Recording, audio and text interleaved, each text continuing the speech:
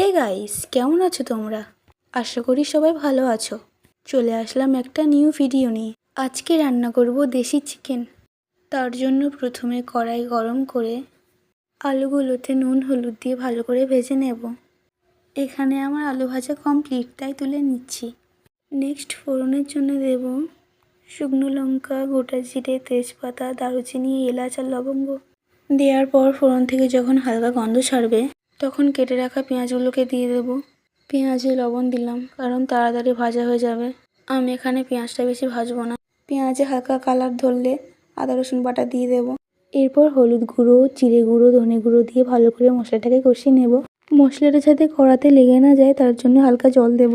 আর এখানে আছে 2.5 কেজি দেশি মুরগি, সেই হিসাবে মশলাপাতি দিয়েছি।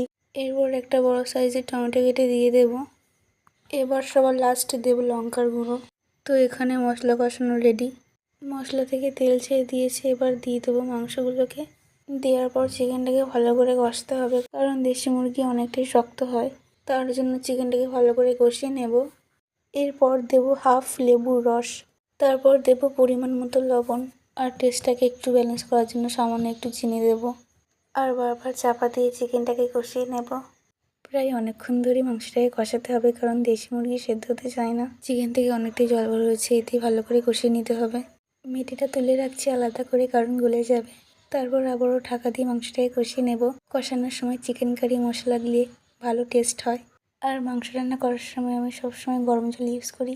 চিকেন থেকে তেল ছেড়ে দিয়েছি, এবার আমি গরম জল দিয়ে দেবো 3 বাটি মতো। এরপর এই সময় আমি দেবো 2টো চিরা কাঁচা লঙ্কা। তারপর তুলে রাখা মেটে আর ভাজা আলুগুলো দিয়ে দেবো। এরপর প্রায় 20 মিনিট মতো মাংসটাকে ফুটিয়ে নিয়েছি। এরপর চিকেনটাকে লাবানোর আগে গরম মশলা দিয়ে দেব। তো রেডি লাল লাল দেশি মুরগির ঝোল। তো বন্ধুরা, আশা করি তোমাদের ভিডিওটা ভালো লেগেছে। আর চিকেনের রেসিপিটা কেমন লাগলো অবশ্যই কমেন্টে জানাও।